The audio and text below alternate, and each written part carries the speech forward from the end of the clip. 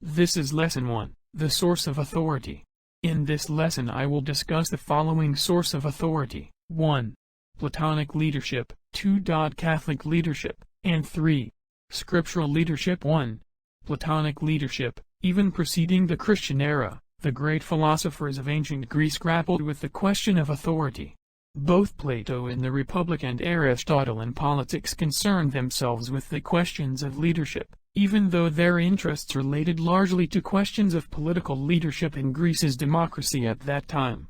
When we analyze Plato's brand of philosophy, for example, we find that the Platonic concept views the leader as one possessed of special knowledge. This is not the knowledge of the cobbler, the pilot, or the shepherd, however these have to do with a particular art or craft. We may call upon the river pilot to sail us safely across the water because the pilot's skill and knowledge are precisely proportionate to this particular task. But it would be foolish to ask him to mend a pair of shoes, to train horses, to till the earth, or to take care of sheep, and it would be even more foolish to ask his advice on how to conduct the policy of the state or to determine laws. In short, the Platonic source of authority is the particular task or relationship one has to the total operation of the state. We do well to remember this emphasis because leadership is always situational. However, Platonic leadership refers to a style of leadership that is based on the philosophical ideas of Plato, an ancient Greek philosopher. In Plato's ideal society, the concept of a philosopher-king or philosopher-ruler is central to the leadership structure. Here are some key points about Platonic leadership. 1. Philosopher-king. According to Plato's Republic, the ideal ruler is a philosopher-king, someone who has a love for wisdom and possesses a deep understanding of truth, justice, and the good. This individual is guided by reason and virtue rather than personal interests. 2. Focus on wisdom and virtue. Platonic leadership emphasizes the importance of wisdom, rationality, and virtue in leadership. The leader is expected to make decisions based on a deep understanding of moral principles and the pursuit of the common good. 3. Guardians and auxiliaries. In Plato's ideal state, the ruling class is composed of philosopher-kings, supported by guardians and auxiliaries who assist in maintaining order and upholding the values of the society. 4. Emphasis on education. Plato believed in the transformative power of education and the role it plays in shaping leaders. In the context of Platonic leadership, education is seen as crucial for developing the rational and moral qualities necessary for effective leadership. 5. Justice and harmony. The Platonic leader is tasked with promoting justice and harmony within the society, working towards the well-being of the entire community rather than serving personal interests. 6. Critiques and interpretations. While the concept of Platonic leadership has been influential, it has also faced critiques. Some scholars have raised concerns about the potential for elitism and the practical challenges of implementing a leadership model based on philosophical ideals. In modern contexts, the principles of Platonic leadership continue to inform discussions about ethical leadership, the role of knowledge and virtue in the governance, and the pursuit of a just and harmonious society. 2. Catholic leadership. Throughout the history of the Roman Catholic Church, leadership has taken its authority from the Church as its source. The doctrine of apostolic succession reflects this concept, and it carries through the entire hierarchical system of church leadership. People become leaders because the Church has appointed them to an office. The Church appoints them to an office because it has resident within it the authority to make such appointments. Therefore, Catholic leadership refers to the hierarchical structure of the Catholic Church, which is headed by the Pope, who is considered the spiritual leader of the worldwide Catholic Church. The leadership structure includes various levels of clergy and administrative bodies, each with specific roles and responsibilities. Here are the key components of Catholic leadership. Pope. The Pope is the Bishop of Rome and holds the highest authority in the Catholic Church. He is considered the spiritual successor of St. Peter, who is seen as the first Pope. The Pope is responsible for making important decisions, promulgating doctrine, and representing the Church on the global stage. Cardinals. Cardinals are appointed by the Pope and form the College of Cardinals. They are senior ecclesiastical leaders who advise the Pope and participate in the election of a new Pope during a conclave. Bishops. Bishops are responsible for overseeing dioceses, which are geographical areas within the Church. They have authority over the priests and deacons in their dioceses and are responsible for the spiritual and administrative life of the Church in their respective areas. Priests. Priests are ordained ministers who serve local parishes or other Catholic institutions. They are responsible for leading worship, providing spiritual guidance, administering sacraments, and serving the needs of the community. Deacons. Deacons are ordained ministers who assist priests in various capacities, such as in the liturgy, charitable activities, and pastoral care. They can be either transitional deacons, who are preparing for priesthood, or permanent deacons, who remain in that role. Religious orders. Within the Catholic Church, there are various religious orders and congregations led by superiors, such as abbots, abbesses, and other titles depending on the specific order. These leaders oversee the spiritual and communal life of their respective religious communities.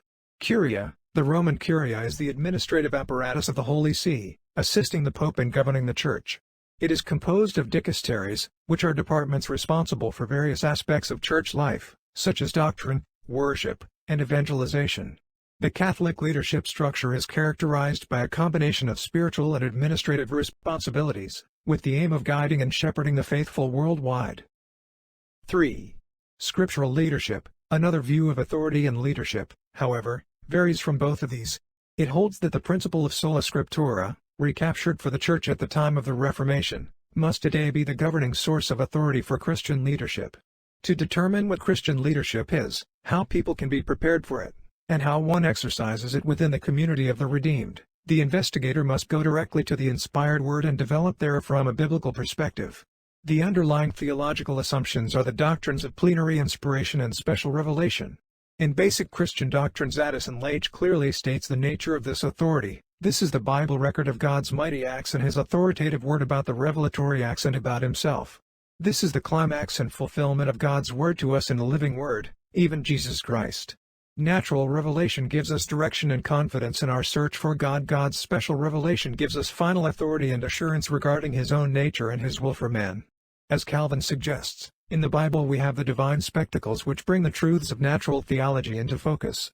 We see from these words that Christian leadership must take its cue from the Bible, the only acceptable source of authority by which its definition and function can be determined.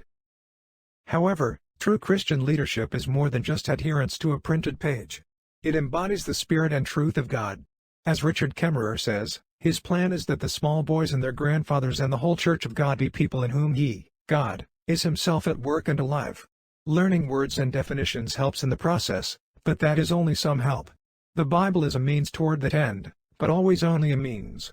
The great objective of Christian nurture is that people belong to God, that he and his Spirit and his Son are enthroned as rulers in their hearts, and that these people therefore carry out the purposes for which God has placed them in the world and recapture them from sin and the devil to fulfill his purposes. Not all, however, accept a high view of Scripture as the source of authority for Christian leadership. Some attempt to reverse the position stated above by making quality of life a factor for determining truth rather than allowing the truth of God's revelation to shine upon the life of leadership. Alan Hartjesman warns that the chief assumption of Sherrill, Miller, Monroe, and their followers is that the quality of life within a congregation is the most powerful mediator of God's grace, and that we live ourselves into religious thinking far more than we think ourselves into religious living. This teaching is clearly debatable, for, as we hope to demonstrate, one type of learning experience finds its meaning in the other. Jesman's complaint against the existential views of those writers he names are that they have made human experience the final judge in matters of truth and have therefore followed Dewey into the kingdom where human experience reigns. Of course, the views of Leitch and Kemmerer emphasize human experience also, but always as a result of the activity of God rather than a producer of that activity. However, scriptural leadership in a biblical perspective is deeply rooted in the teachings and examples found in the Bible. The Bible offers a wealth of wisdom and guidance on how leaders should conduct themselves and interact with those they lead. Here are some key aspects of scriptural leadership in a biblical perspective. Characteristics of scriptural leadership in the Bible. 1. Servant leadership. Jesus Christ is often cited as the ultimate example of a servant leader in the New Testament. He emphasized the importance of serving others and demonstrated humility through acts of service, such as washing the feet of his disciples. 2. Integrity. The Bible places a strong emphasis on the integrity of leaders, stressing the importance of honesty, moral uprightness, and ethical behavior. Proverbs 11:3 states, "The integrity of the upright guides them, but the unfaithful are destroyed by their duplicity." 3. Compassion and empathy. The compassionate nature of God and the call for leaders to emulate this compassion is a recurring theme in the Bible. Leaders are urged to show empathy towards those they lead and to care for the vulnerable and marginalized. However, scriptural leadership in a biblical perspective is deeply rooted in the teachings and examples found in the Bible. The Bible offers a wealth of wisdom and guidance on how leaders should conduct themselves and interact with those they lead. Here are some key aspects of scriptural leadership in a biblical perspective. Characteristics of scriptural leadership in the Bible. 1. Servant leadership. Jesus Christ is often cited as the ultimate example of a servant leader in the New Testament. He emphasized the importance of serving others and demonstrated humility through acts of service, such as washing the feet of his disciples. 2. Integrity. The Bible places a strong emphasis on the integrity of leaders, stressing the importance of honesty, moral uprightness, and ethical behavior. Proverbs 11:3 states, "The integrity of the upright guides them, but the unfaithful are destroyed by their duplicity." 3. Compassion and empathy. The compassionate nature of God and the call for leaders to emulate this compassion is a recurring theme in the Bible. Leaders are urged to show empathy towards those they lead and to care for the vulnerable and marginalized. Some examples of scriptural leaders in the Old Testament of the Bible are: 1. Moses, known for his humility, courage, and dedication to leading the Israelites out of Egypt and through the wilderness. 2.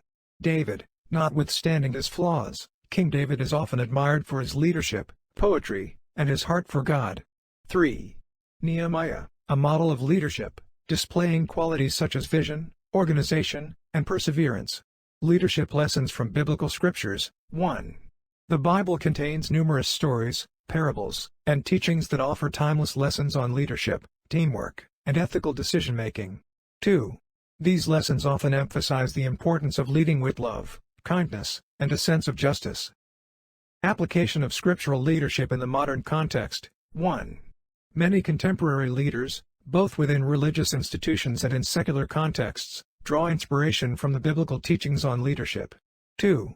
The principles of servant leadership, integrity, and compassion are applied in various organizational and societal settings, reflecting the enduring relevance of biblical leadership principles. Overall, the biblical perspective on scriptural leadership provides profound insights and timeless guidance for individuals seeking to lead with integrity, compassion, and a sense of purpose. We have come to the end of Lesson 1. Next is Lesson 2, Biblical Examples: Moses, Joshua, Paul. Thanks.